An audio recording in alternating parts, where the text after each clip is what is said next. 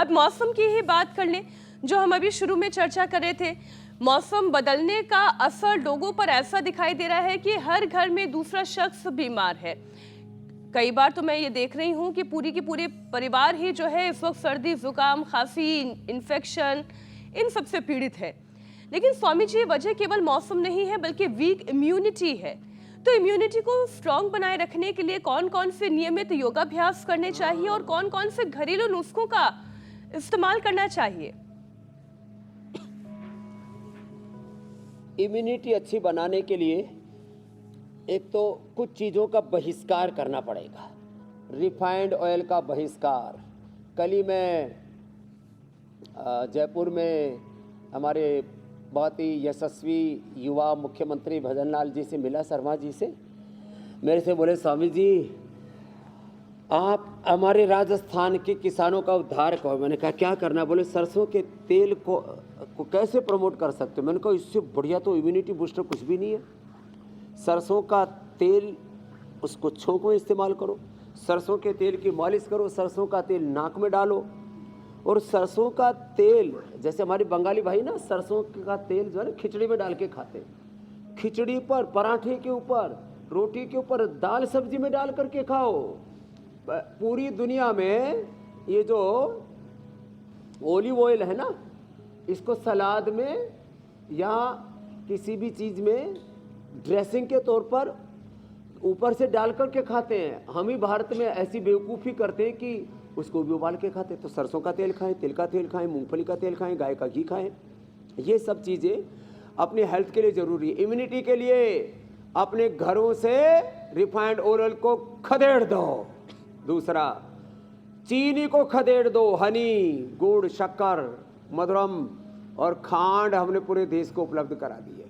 सेंधा नमक लाओ, सादा नमक खदेड़ दो। जितना जंक फूड, फास्ट फूड है उसको हटाओ। सुबह सुबह अनार खाओ, सेव खाओ, पपीता खाओ, नारंगी खाओ। मैंने हेमा मालिनी जी से पूछा क्या कर रही हो जी? सुबह सुबह उनका फ़ोन आया, बोल जी संतरा खा रही हो। उनका अच्छा, इसीलिए संतरा जैसा सौंदर्य लेकर के घूमती रहती हो? संतरा आंवला, एलोवेरा, ये सब छोटी छोटी चीज़ें हैं। सुबह सुबह अंकुरित देखो, ड्राई फ्रूट्स लो। ये देखो, ये ड्राई फ्रूट है, ये ड्राई फ्रूट है, ये सुबह सुबह खाया करो। सुबह सुबह आंवला, एलोवेरा का जूस लिया करो। सुबह सुबह ये जिसको देखो वही कपाल भाती कम, पराठा भाती ज़्यादा कर रहा है। इससे हमें बचना पड़ेगा। इम्यूनिटी बढ़ाने के लिए अंकुरित लो, ड्राई फ्रूट्स लो। एक समय खाना खाओ, बार बार खाना, अनहेल्दी खाना, fast eating, over eating, unhealthy eating, ये ठीक नहीं है। ईटिंग के नाम पर ये चीटिंग है। हाँ, दूसरी बात, इम्यूनिटी बढ़ाने के लिए सुबह सुबह हल्दी, एलोवेरा, गिलोय, तुलसी, नीम आदि जो भी आपके आस पड़ोस में उपलब्ध है। नहीं तो हमने तो रेडीमेड तो बाद की बात है। और रेडीमेड में तो सबसे अच्छा इम्यूनोग्रिट वटी, इम्यूनोग्रिट गोल्ड। ये इम्यूनोग्रिट वटी और इम्यूनोग्रिट गोल्ड बड़े ज़बरदस्त, मैं रोज़ खाता हूँ। और भगवान की कृपा से न सर्दी, न जुकाम, न बुखार। हजारों लोगों से मिलता हूँ। मौसम की भी उथल पुथल झेलनी पड़ती है, यात्रा ट्रैवलिंग बहुत रहती है। कभी कभी तो 24 घंटे सोने को नहीं मिलता। तो भी ये इम्यूनोग्रिट गोल्ड का, स्वर्ण शिलाजीत का ये परिणाम है। इम्यूनोग्रिट गोल्ड और ये स्वर्ण शिलाजीत, इसका ये परिणाम है। और करक्यूमिन गोल्ड और ये न्यूट्रिला डेली एक्टिव। अच्छा, जो सरसों के तेल का उपाय आपने बताया स्वामी जी, क्योंकि अमित मेरे बगल में बैठे हैं, इससे मुझे ध्यान आ गया कि जो असम और बंगाल के लोग होते हैं वो भी कच्चा सरसों का तेल खाना खूब पसंद करते हैं।